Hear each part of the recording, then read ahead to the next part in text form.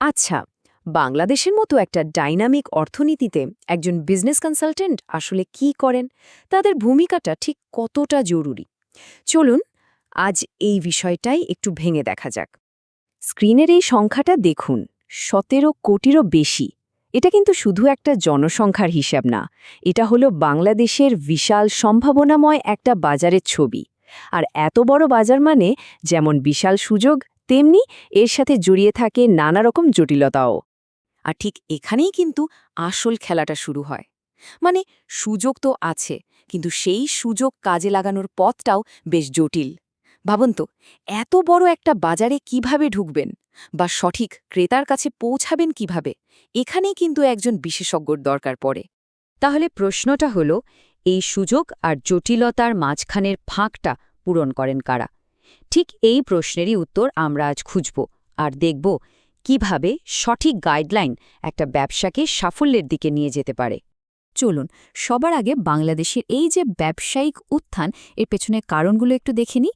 কয়েকটা গুরুত্বপূর্ণ সংখ্যা দেখলেই কিন্তু পুরো ছবিটা পরিষ্কার হয়ে যাবে। দেখুন, জিডিপি প্রায় $450 বিলিয়ন, মাথাপিছু জিডিপিও প্রায় $2600। এই সংখ্যাগুলো কিন্তু এমনি এমনি আসেনি, এগুলোই বাংলাদেশের অর্থনৈতিক শক্তির প্রমাণ। আর ঠিক এ কারণেই কিন্তু সারা বিশ্বের ব্যবসার জন্য বাংলাদেশ এত আকর্ষণীয় একটা জায়গা হয়ে উঠছে। কিন্তু এই যে দারুণ অর্থনৈতিক গ্রোথ, গল্পটা তো এখানেই শেষ না। এখন আসল প্রশ্নটা হলো, এই সম্ভাবনাময় বাজারে সফল হতে গেলে ব্যবসাগুলোকে ঠিক কি কি বাধার মুখে পড়তে হয়, আর কেনই বা তাদের একটা স্ট্র্যাটেজিক গাইডলাইন দরকার হয়। এখানে একটা মজার জিনিস খেয়াল করুন, একদিকে আছে স্থানীয় ব্যবসা, অন্যদিকে আন্তর্জাতিক। দুজনেরই চ্যালেঞ্জ আছে, কিন্তু ধরনটা একটু আলাদা। স্থানীয়রা চায় বিশ্ববাজারে পৌঁছাতে, আর বিদেশিরা চায় বাংলাদেশের বাজারে ঢুকতে। এই যে একটা দেওয়া নেওয়ার সম্পর্ক, বা বলা যায় দুইমুখী চাহিদা, ঠিক এখানেই একজন পরামর্শকের ভূমিকাটা জরুরি হয়ে ওঠে। তো এই জটিল সমীকরণের সমাধান একজন কনসালটেন্ট কিভাবে করেন, এটা ভালোভাবে বুঝতে চলুন আমরা একটা বাস্তব উদাহরণ দেখি। আমরা পরিচিত হব মোহাম্মদ জয়নাল আবেদিনের সাথে। তার পাবলিক প্রোফাইল ঘেটেই আমরা তার কাজের ধরনটা বোঝার চেষ্টা করব। তার পরিচয়টা দেখুন, তিনি শুধু একজন বিজনেস কনসালটেন্টই নন, তিনি একাধারে ট্রেড পলিসি অ্যানালিস্ট এবং ডিজিটাল স্ট্র্যাটেজিস্ট, মানে বাণিজ্য নীতি আর ডিজিটাল কৌশল, এই দুটোর একটা দারুণ কম্বিনেশন তার মধ্যে আছে, যা আজকের দিনের ব্যবসার জন্য কিন্তু খুবই জরুরি। তার ক্যারিয়ারের দিকে যদি তাকাই, তাহলে দেখব তিনি এফবিসিসিআই, ডিসিসিআই এর মতো বড় বড় প্রতিষ্ঠানে কাজ করেছেন। এই প্রতিষ্ঠানগুলো কিন্তু বাংলাদেশের বেসরকারি খাতের মাথা, যারা দেশের বাণিজ্য নীতি তৈরিতেও বড় ভূমিকা রাখে। বোঝাই যাচ্ছে সেখান থেকে তিনি কি পরিমাণ অভিজ্ঞতা সঞ্চয় করেছেন। তো এই বিশাল অভিজ্ঞতা কাজে লাগিয়ে তিনি ঠিক কি কি সেবা দেন, চলুন একজন কনসালটেন্ট হিসাবে তার টুল কিটে কি কি আছে সেটা একটু ভেঙে দেখা যাক। বিশেষ করে রপ্তানির ক্ষেত্রে তার কাজের প্রক্রিয়াটা বেশ গোছানো।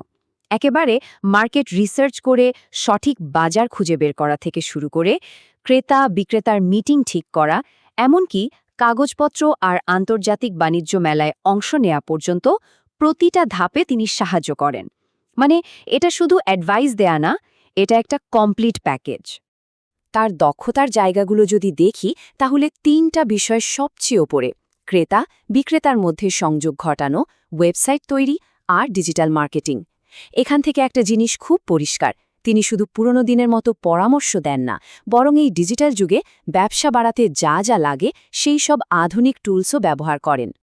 আর ডিজিটাল মার্কেটিংয়ের ভিতরেও কিন্তু অনেক কিছু আছে, যেমন ধরুন SEO, social media management, content তৈরি করা, আবার ফেসবুক বা গুগলে পেইড অ্যাড ক্যাম্পেইন চালানো। মানে শুধু স্ট্র্যাটেজি বানিয়েই শেষ না, সেটাকে বাস্তবে রূপ দেওয়ার পুরো কাজটাই তিনি করেন।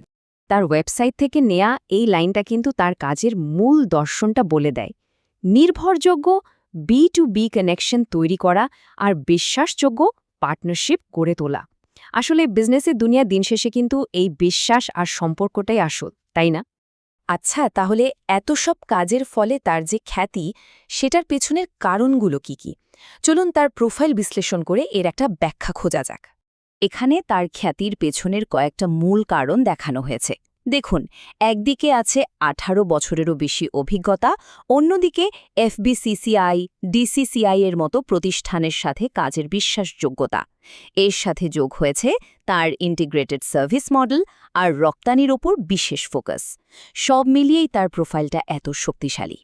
তাহলে মূল ব্যাপারটা কি দাঁড়ালো? তার কাজের আসল ভ্যালুটা হলো তিনি শুধু কৌশল বা পরামর্শ দিয়েই থেমে থাকেন না, সেই কৌশলকে বাস্তবে প্রয়োগও করেন। মানে শুধু প্ল্যানিং না, প্ল্যানিংটাকে অ্যাকশনে পরিণত করা। এতক্ষণ ধরে আমরা যা কিছু আলোচনা করলাম তার উপর ভিত্তি করে তার ভূমিকাকে আমরা কিভাবে দেখতে পারি? এই বাজারে তার আসল অবদানটা ঠিক কোথায়?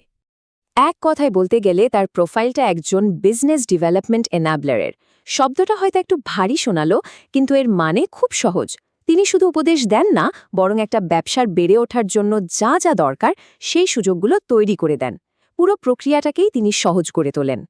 তাহলে শেষ প্রশ্নটা এখানেই এসে দাঁড়ায়, বাংলাদেশের মতো যে কোনো উদীয়মান বাজারে একজন স্থানীয় গাইডের আসল মূল্যটা ঠিক কী? এমন একজন যিনি বিদেশের বিষয় সুযোগগুলোকে দেশের বাস্তবতার সাথে মিলিয়ে দিতে পারেন। এই প্রশ্নটা না হয় ভাবার জন্যই তোলা রইল।